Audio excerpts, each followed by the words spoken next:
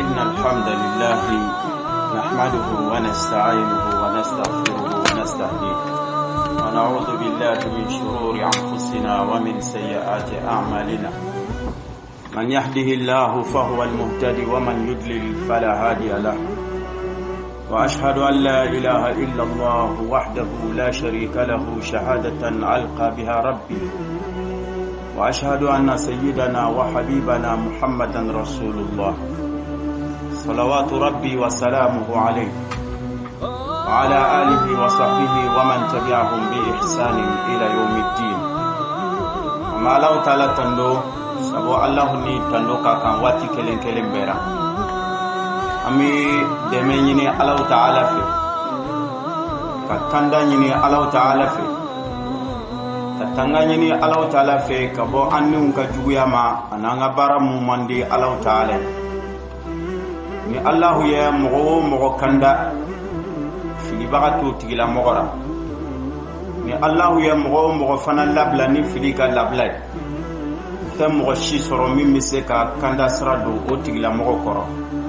amma Allah taala deli Allahu ka ankisi ka bo fili ma am sharia tiye ka sharia ka fo tigi shite min ni bato kaka san faradu kolo kan fo Allah taala kelimpe jenyogonti Allah ura kan masaya kono o ya sharia de amba ala deli anga Allah taala kumbeni o sharia belebele ni o tamanin ko fami sigin a sharia an kuntigi Muhammad Allah taala ka jonyumalu Allah taala ka chiralu Allah ka damfo na son heremal ala ka nema na ka kisibay ana ka somo ana jenyogon sebew ani mogomu yo ladigi no ta nyogona keli fokata se kiyama loluma amma Allah taala deli Allah kan fara o jamakuluka ibadallah tikum wa nafsi bi taqwallahi azza wa jalla bimtithali awamirihi wa ijtinabi nawahihi qala subhanahu wa ta'ala يا أيها الذين آمنوا اتقوا الله حق تقاته ولا تموتن إلا وأنتم مسلمون عباد الله نريد أن نتكلم على صحابي جليل صحابي من 10 المبشرين بالجنة طلحة بن عبيد الله وصحابة الرسول صلى الله عليه وسلم كانوا عدة لبناء كيان الصرح الإسلامي الكبير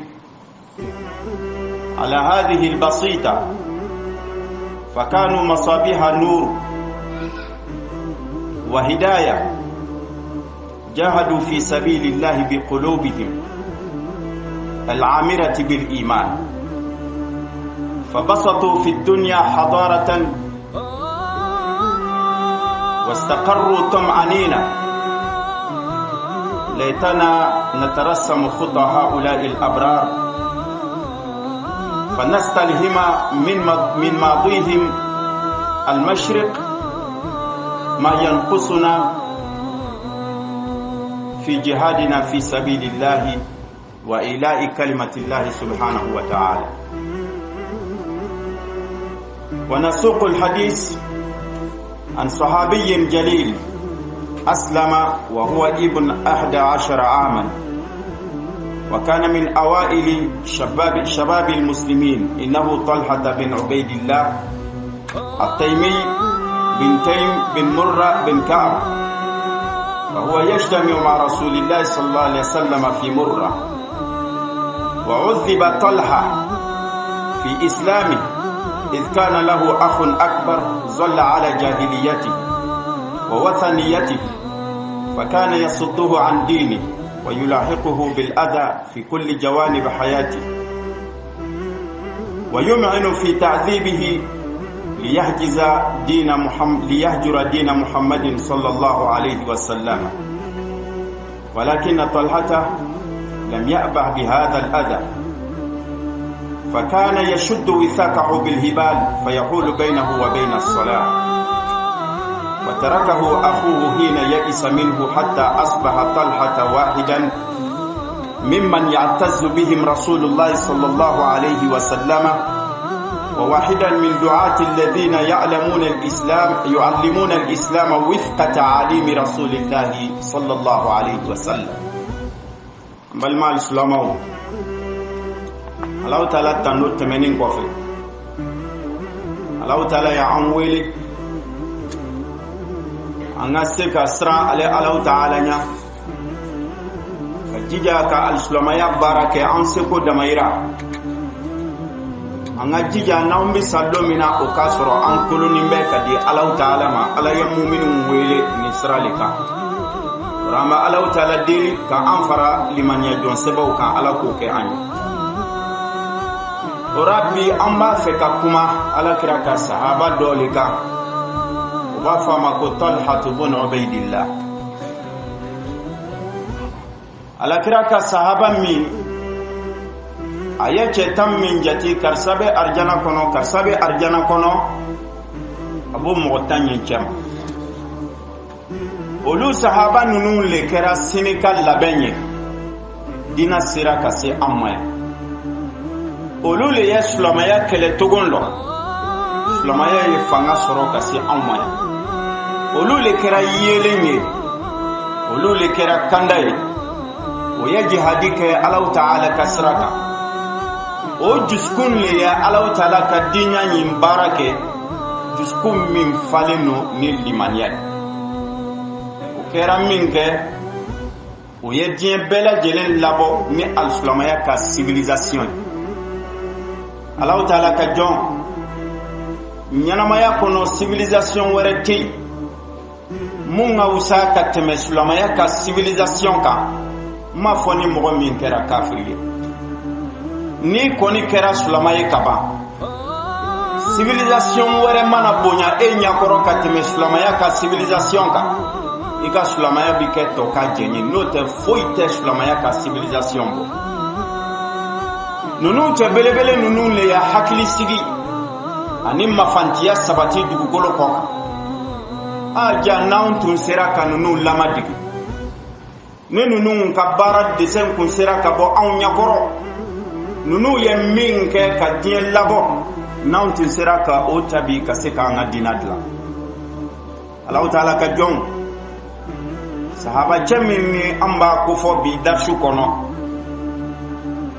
o le ye Talha bin Ubaydillah a facɛ tɔgɔ ye ko Ubaydillah a bɛ bɔ kabila min na o b'a fɔ a ma ko Tamim a mamacɛ dɔ bɛ yen o b'ale wele ko Murrata bin Ka'ab o mamacɛ in o bɛ bɛn mamacɛ 6nan ma ani alakira bɛ ɲɔgɔn sɔrɔ yen sallallahu alayhi wa sallam Talhata sahabacɛ min n'an y'a kofɔ sisan a donna alisilamaya la ka kalimatu shahada bange alakira ye sallallahu alayhi wa sallam n bɛ k'i ka diina mɔgɔ dɔ ye a si tun ye san 11 yan n'an y'a filɛ silamaya ɲin dɛmɛna ni cɛ o cɛ ye Maka kɔnɔ a bɛɛ lajɛlen tun ye funangew de ye yani denmisɛnninw min si tun kɔrɔbayanin bɛ o waati o bɛɛ lajɛlen ye alakira labɔ ora an b'a lɔn ora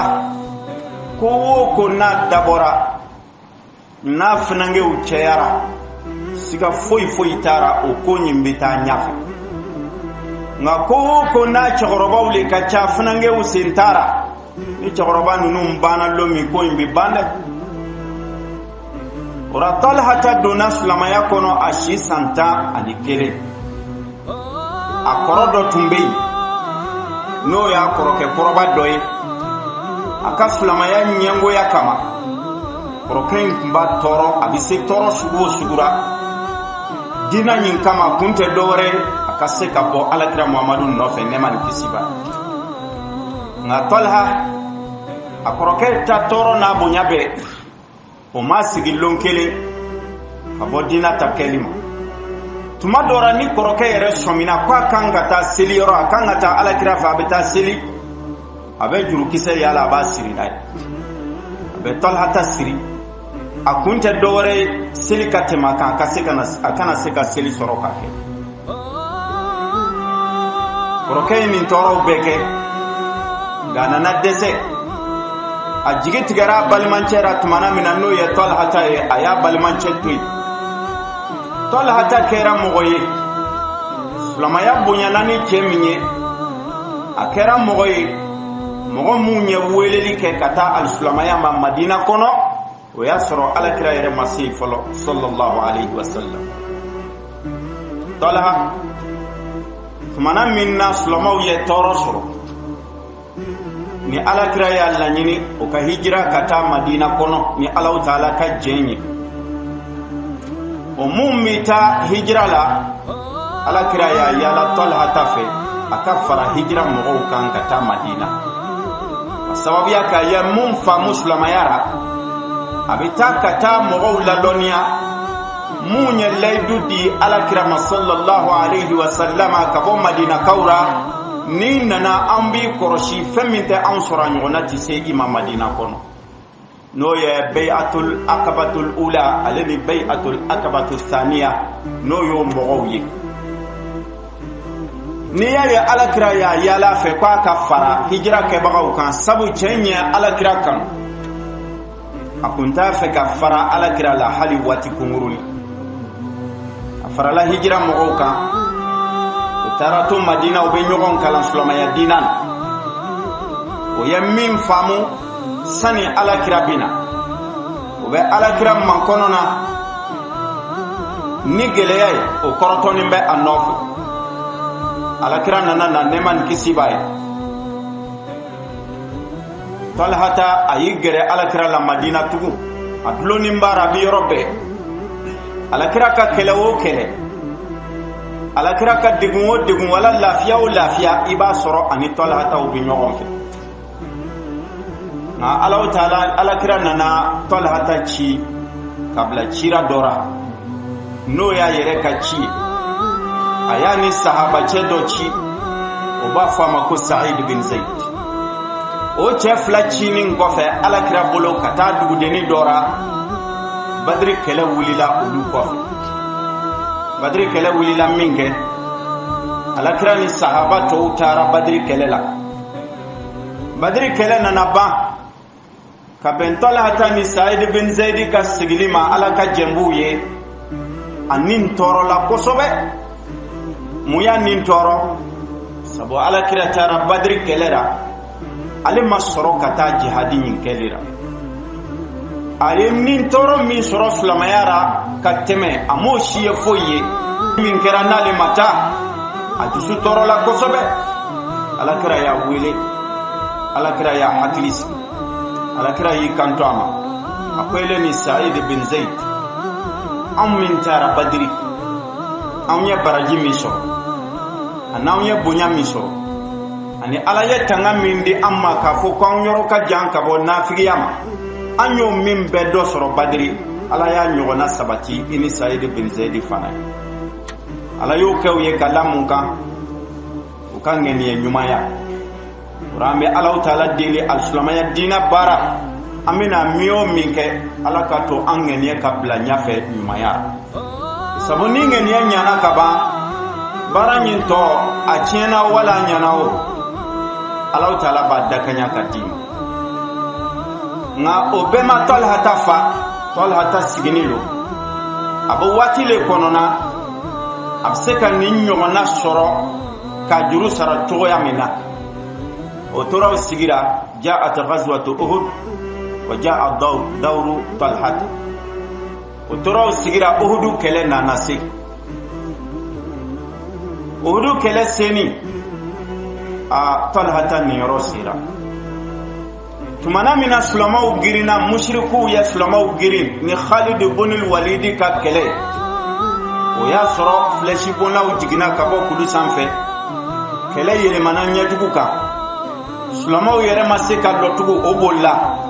nka alakira ma boli dɛ sallallahu alayhi wa sallam alakira y'i lɔ o lɔ mushriku ɲafɛ sahaba cɛ min n'an b'a kofɔra aw ye n'o ye Talhata ye a fana ma sɔn ka boli a y'i lɔ alakira kɛrɛfɛ ne ma n kisi b'a ye ni mun kan ka alakira bon ni muru ye a bɛ don a n'a cɛ mun kan ka bon ni tama ye a bɛ don a n'a cɛ min kan ka alakira bon ni flèche ye a bɛ don alakira ni nin gɛlɛya ko kelen kelen bɛɛ cɛ Talhata a tora o yɔrɔ la alakira tangani na a bolokumaden dɔw tigɛra dɔw ka mushriku dɔw ka famuru bolo a bɛ alakira tangara a bolokumaden tigɛra o tora la mushriku cɛ naani min nana ko f'olu ka alakira faga dɔw y'a gosi a kunkolo la k'a ka nɛgɛfugula faran ka don a kunkolo la ka kun sɔgɔ dɔw ye alakira gosi a da sanuma in kan a ka ɲin fila karila n'o ye sanfɛ ɲin fila ye o yɔrɔ in na alakira sallallahu alayhi wa sallama a bɔra ka bin dinga dɔ kɔnɔ uhudu fanfɛla dinga dɔ alakira benna dinga kɔnɔ min kɛ sahabacɛ belebele min ni an b'a kofɔra n'o ye Talhata ye a donna a ye alakira bango a kɔrɔ a y'i jija ka tintin dɔ yala ani alakira taara lɔ o yɔrɔ la nka hali bi a bɛ kan ka alakira protéger silamaw bolila ka taa ɲɛfɛ ala tilala ka jagɛlɛya d'u ma o seginna o ka segin waati o y'a sɔrɔ Talhata sɛgɛnna mushriku y'a jogin damina n'o bɛ alakira nɔfɛ k'a faga a nɔfɛ sɛbɛlikɛlaw y'a yira anw na a bɛ taa joginda 70 ani kɔra jolida kelen kelen bɛɛ bɛ basi bɔ sahabaw nana tumana min na a bɛnna Talhata ka kirini ma a bɔra ka bɛn a kirina sabu basi caman bɔra a fari la alakira y'i kanto Seydina Abubakaru ma sallallahu alayhi wa sallam ko ka taa Talhata filɛ Seydina Abubakaru ye ji ta a ye Talhata ɲɛ ko n'a ye a y'a ɲɛ ko siɲɛ damani kirin bɔra la a ɲɛ yɛlɛla a ɲɛ yɛlɛ fɔlɔ a bɛna mun fɔ a ko Seydina Abubakaru ma a ko mun ye alakira sɔrɔ sallallahu alayhi wa sallam Seydina Abubakaru y'i kanto a ma ko fɛn ma alakira sɔrɔ alakira yɛrɛ le ne ci ka na i filɛ a y'i kanto Seydina Abubakaru ma a ko musiba o musiba ye anw sɔrɔ n'a ma alakira sɔrɔ ka ban o tɛ musiba ye o tɛ foyi foyi alisilamaw nin ye nin kɛ mun kama ala a y'a kɛ mun kama a tin kan ka sara min sɔrɔ Alahu Ta'ala fɛ yen o bɛ kɛlɛ kɛnɛ le kan imma ka sa wala ale ka jugu faga ni joginda ninnu y'a sɔrɔ nka ma sa joginda ninnu ɲɔgɔnna ma dɔ sɔrɔ nka o sara o la alisilama an b'a fɛ ka mun fɔ ɲɔgɔn ye nin yɔrɔ la jitɔya tɛ silamaya baara salibagatɔya tɛ silamaya baara n ye jitɔ ye e tɛ silamaya baarabaga sɛbɛ n ye salibagatɔ ye i sen bɔra silamaya baarabagaw b'a baara ni cɛfarinya tun bɛ mɔgɔ faga Talhata bun Ubaydillah a tun tɛ bɔ Uhudu kɛlɛ la joginda 70 ni kɔ a kelen kelen bɛɛ bɛ basi su nka a ma se ka sa o yɔrɔ la alisilamaw an bɛ min fɔ ɲɔgɔn ɲɛna jogo min yɛrɛ ka surun sayara ɲɛnamaya kɔnɔ joona joona jogo min ka surun sayara i bɛ sa joona o de ye jitɔya ye o kama zanalalaw y'a fɔ ka kumakan kɔnɔ ko jitɔ sani lo ka sɔrɔ fagalikɛla yɛrɛ ma gɛrɛ a la fɔlɔ ala k'an kisi jitɔya ma an bɛna kumakan min lakale sisan minɛna an b'a Aishata fɛ ala ka jɛnba ye ale fana y'a lakali ka bɔ a fara n'o ye Abubakar Sidikiw ye a ko Seydina Abubakaru tun kɛra lon o lon n'o sigira n'o bɛ baroda la n'o ko bɛ Uhudu baro kɛ Sayyidina Abubakar bi kanto ko Uhudul lum be kera Talha ta kelen petal kele wara nana ke o kofi kele min sulamaw yere nyagara o ka ceya bi koni malara mo bi se encore sulamaw jati bita mo wata ani fla nyogona no ye huneni kele lo na olo chemiya kele fugo bonya al sulamaw ye ni chekele lo abu fomi mako Talha bin Ubaydillah ala kira ya kofo neman kisibay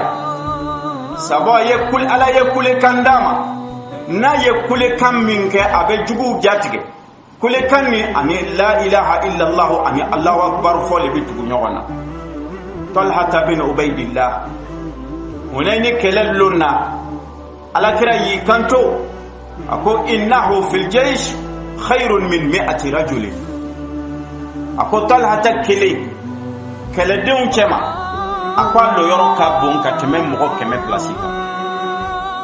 Talha kele huneni kele lo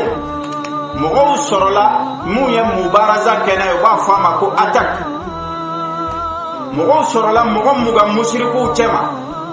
akelen mbe bora ko ba feka attack le kena ye face à face nga mo muga kelen mbe Talha ya bela jelen fa Allah Ta'ala ka jong londora ala kira sallallahu alayhi wa sallam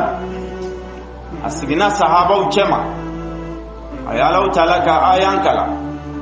ko minal mu'minina rijalun sadaqu ma ahadu Allah alayhi faminhum man qada nahba wa minhum man yantazir wa ma badalu tabdila ay ayanin kala ka bantu mami akum mu'minu uchema chedo be o tunye laydu minta oni ala che dina nyin ka barala o ka laydu nyin kera chi jani laydu fa ini ala che ibe bonya sora kono o laydu minta oni ala che o ka laydu nyin kera chi Allah Ta'ala yi kanto ko do yo ni yoro soro ka ban ko lu klara yo o kan ka min ke o kera ka ba akonga do fana be olubo ni yoro fali konona akon mu'mini mu'nyani layduta oni alache kuma foi fale o ka laydura oni Allah Ta'ala che o kera minke ala kira sorolati kanto neman kisibai ayibolo shin Talha bin Ubaydillah ma akonna kadi mogoy min ba fe ka mogodo fle mogo min ni ala che akanka min ka ni ala che aklara la peu ni mogo min ba fe ko tigila mogo tama tofle dugu kolo ko kan fa ka Talha bin Ubaydillah fle ni sorla ala kira ka sahaba che nunu nya che ya min ke ole islam ya dina se am nga on me jito ya min nabi na nya klonke ande untina dina soro an ko de mawotuma ni Allah Ta'ala ka dina lasira na unya fitini fo min ka surun chema abe munafiku toro munafiku le jonye tumawotuma sulama ya kono ni fendo fora kwa ya fonelema ni fendo fora kwa ya fo karsalema ni fendo fora kwa ya karsalin neni yahsabuna kulla sayhatin alayhim akon munafiqu bedina kono ni kun bora ko anlo ko ya fo anlema ni yo yesulama o sulamana nafigi ya libara naam sulama ya dina bi se ka foya abi se ema abi sene yerema abi se karsa yere fanama ambe ya loko fendo fora kwa sira amma ngamule ya to asira amma jogo dole bi annale mai nene ya long ba sera ma yoro mina ko le mai nene yo dabla nikman bi follow wera ti sene maw nga nene ya fon konele nenina wala karsale nenina wala anga nyamo le nenina jogo min faraitina jogo ni dabla wani dun sarani jogo ni bita janama labale sulama nga dina korosida sulama ya kamise silamaya ka misɛn dɛ n'an ma kɔrɔsi an bɛ to silamaya kɔnɔ ala ye min fɔ kuranɛ kɔnɔ a dun tɛ sɔsɔ a ko nafigi sigiyɔrɔ ye jahanama bɛɛ jukɔrɔ yɔrɔ le ye jahanama bɛɛ jukɔrɔ yɔrɔ mun ma seli mun ma sun olu ka wuruwuru bɛɛ bɛ jigin munafigiw kan i dun selila i sunna i ye silamaya baara kɛ gansan alisilama ala kana an ka diinɛ baara bɛn n'o tɛ anw bɛ yɔrɔ min na komi sisan a n'an bɛ jamana minnu kɔnɔ komi nin waatiw a ma nɔgɔ dɛ hali i bɛ taa sɔrɔ anw bɛ kumana yan espion suguya damani bɛ sɔrɔ yan espion suguya fɔlɔ minnu y'a yira k'a fɔ ko anw ka kumakanw ka gɛlɛn sulama munafigiw olu ka ciradenw b'an cɛra yan sama'una lahum Allah ta'ala y'o ko fɔ ko akaluna lisuhut haramudun labaw sama'una lilkazib galon lamɛbagabaw ka tila k'a fɔ anw ye aya wɛrɛ la ko wa fiikum sama'una lahum ko n'aw k'aw bɛ silamaya baara aw sɛbɛra tuma o tuma ko nafigiw ka ciraden b'aw cɛra ka mɛn dɔrɔn ka taa f'o ye ko a ko tan mɛ n'a y'a fɔ tan n'a y'a sɔrɔ a tɛ kuranna kɔnɔ anw bɛ yafa ɲini o ra ka tanga ɲini ala fɛ an kana ɲɔgɔn wɛrɛ fɔ n'a tɛ alakira ka kumakan na an bɛ yafa deli o ra ka tanga ɲini ala ta'ala fɛ an kana ɲɔgɔn wɛrɛ fɔ nka n'a sɔrɔ nin sɔrɔla nin yɔrɔ fila dɔ la kelen na an bɛ kuma min fɔ munafigiw ye mutu bi ghayzikum ay sani aw ka dimi a ye dimi min don aw golo la an b'a f'o ye k'o ka sa n'o ye o ye espion suguya fɔlɔ espion suguya filanan ye juma ye jamana tɛ sulama jamana ye kafiri jamana lo kafiriw fana ka ciraden bɛ anw cɛra yan mana seli dɛ a nana ka na limamu ka kuma limɛ n'a y'a fɔ n'a ma ɲa an b'a minɛ an bɛ taa datugu kaso la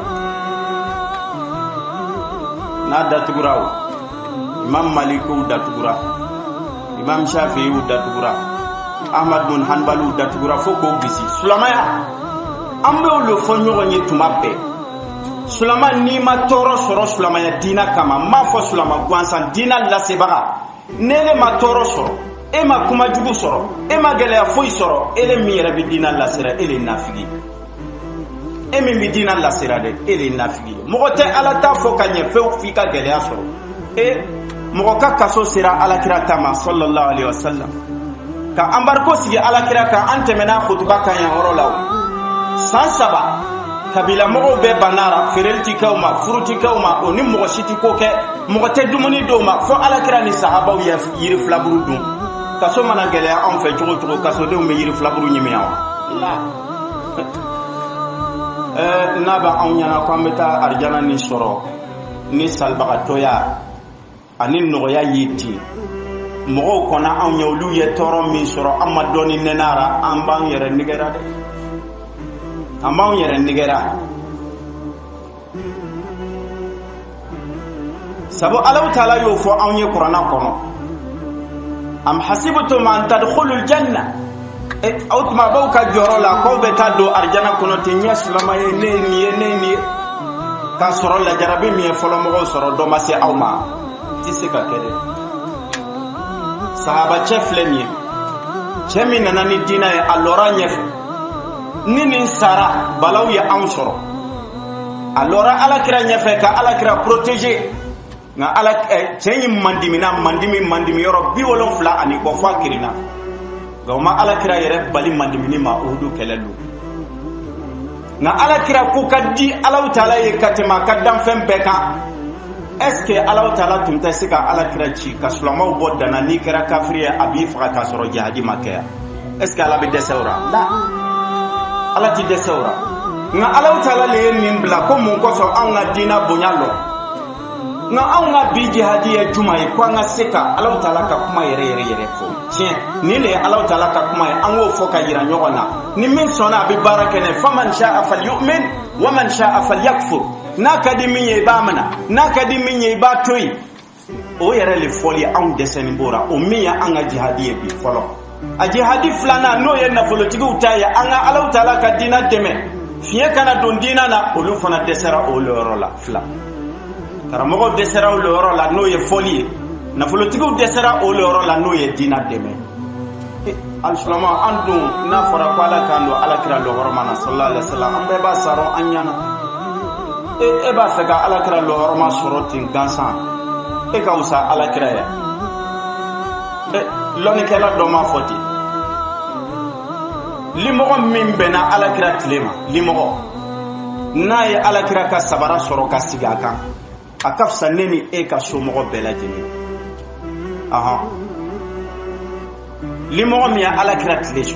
ka sɔrɔ ka sigi Alakira ka sabara kan o ka fisa ne ni e bɛɛ a n'an ka somɔgɔw bɛɛ. Nka o cɛ in tɔɔrɔla Ala ka diina kama.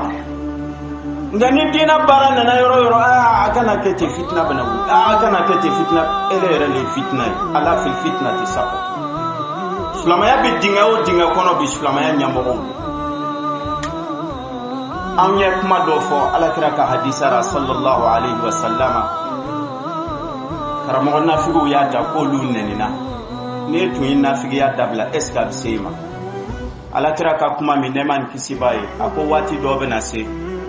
a ko a lɔnnikɛlaw ko dusukun sitana dusukun le b'o farikolo la. O yeni mɔgɔw ɲɛkɔrɔ i b'a fɔ ko sagajigiw lo nka sɔrɔ suruku golo le bi o ra. Ne ka kuma tɛ o. Alakira ka kuma lo sallallahu alaihi wa sallam. Qulubuhum qulubu shayatin. A ko dusukun b'i n'a fɔ sitana dusukun. O yeni mɔgɔw ɲɛkɔrɔ o b'i n'a fɔ sagamɔnɛ nka suruku golo b'o kan na. Alakira ka kuma kan lo fɔra min kɛ o taara fɔ ɲɔgɔn ye ko baro y'o nɛni. N'aw nɛnina Alakira le y'aw nɛni. N'a digira aw ra aw dimina Alakira le kɔrɔ. N'aw dimina Alakira kɔrɔ aw dimina Alahu Taala le kɔrɔ. Qul ati'u Allah wa ati'u Rasul. A ye Ala bato a ye kira ka yamariya k'a labato ne tɛ. N y'a deli Ala fɛ an kana lɔ minbari nin sanfɛ wala Ala ka kuma dɔ fɔ yɔrɔ la ka anw yɛrɛ sagota dɔ fɔ n'anw ye min o min fɔ ni Alahu Taala m'a fɔ Alakira le y'a fɔ sallallahu alaihi wa sallam. Ni sahaba belebele a ye Ala ka diina dɛmɛ n'a nin ye ka Alahu Taala ka diina dɛmɛ n'a ka nafolo ye. Lon mina Tabuka kɛlɛ kan ka kɛ n'o ye hijira san 9 ye ni Alakira y'a yira mɔgɔw ra a ye silamɛya diina dɛmɛ a ye nafolo bɔ an bɛ jihadidenw dɛmɛ. Ale ni mɔgɔ minnu tun ye catégorie kelen ye o lɔn nafolotigiya ra Talhata y'o bɛɛ lajɛlen dan sɔnni na. O lɔn Alakira ye cɛ in wele ko Al-Fayad.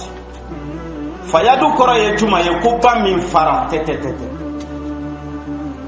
O Talhata kelen Alakira fatuni kɔ ne ma ni kisi b'a ye. A y'a ka dugukolo dɔ feere ka ye Madina kɔnɔ. Dugukolo in nafolo nana nafolo in cɛyara ɲɛkɔrɔ. A sigira a kasira. A ko ni ne donna ni nin nafolo in ye n ka so kɔnɔ est ce que diɲɛ ye mɔgɔ min marasa n'o bi kunangoya kiyama ne tɛna fara olu kan. A ye sahaba dɔw fara a yɛrɛ kan ka don Madina kɔnɔ. N'a ye min ye n'a sigara ka dɛsɛra min ni min ka kan a b'o d'o ma min ni min ka kan a b'o d'o ma fo k'a bolola nafolo in bɛɛ ban. O y'a ka sɔnni fɔlɔ ye. A ka sɔnni filanan a muso le y'a lakale ko lon dɔ ale donna k'a furucɛ sigini sɔrɔ a jɔrɔni lo a hamini lo. A ko furucɛ ma mun le y'i dusu tiɲɛ ten. A ko karisa ko nafolo min b'i bolo k'o le jɔrɔ bin na. Nafolo min bɛ ne bolo o le hami bin na. Est ce que ne ye Alahu Taala kunbɛn ni nin ye ne ni Ala bɛna ja wa? A muso ko a ma ko n'i jɔrɔnin bɛ na i t'a tilan. Sahabaw a n'o ka musow Ala y'o dilan ka di ɲɔgɔn ma. Ni cɛw ye min fɔ musow b'a dafa ni musow ye min fɔ cɛw b'a dafa Ala ka diinɛ baara la. Cɛ in bɔra n'a ka nafolo ye ka tilan Madina kɔnɔ ka tilan fo ka taa nafolo ɲin ban. O tilani filanan ye. Nka o Talhata min n'a fɔra Kurana kɔnɔ k'a tun kan ka min k'a ni Ala cɛ k'a ta kɛra ka ban. O kɔrɔ ye degun wɛrɛ t'a ni Ala cɛ a tora ka don arijana kɔnɔ le. A Talhata fatura min a tora silamɛw ka fitina le la. Fi mawqi'atil jamal. Silamɛw ka fitina Seydina Ali ka ɲɛmɔgɔya ni Muawiyata ka ɲɛmɔgɔya Talhata tora o fitina le kɔnɔ. N'i y'a bila anw ka hakili ma cheminya ni baraba yin kaslama yakono amankan ka sa jihadi ke yoro cheminya ni baraba yin ka amankan ka sige min kan na folo dili chera na tai kaslama umara kato slama umara lila fana nasa ukano sidna usmana uye aleta la jarabi boyena nin dai ngo tara le kan tige fata soko Allah taala ka jon alon ka foki bi dina mina jija ka dinal alon ka fo bi dina mina cheya ka dinal alon ka fo bi dina mina farfoni ka dinal alen ka fo ibi dina min kono konnange ya ka dinal ganini ndo fonna ika barala kiyama lo abi fo minu mako amilatun nasiba mogo munya barake nga kera sigen fu bara ibi farawlu kan ala kan kisi ka ba dina ni barako nyuma Allah taala ka di am aqulu qawli hadha astaghfirullah alazim li wa lakum wa lisairil muslimina fi mashariqil ardi wa magharibiha fastaghfiruhu innahu huwal ghafurur rahim.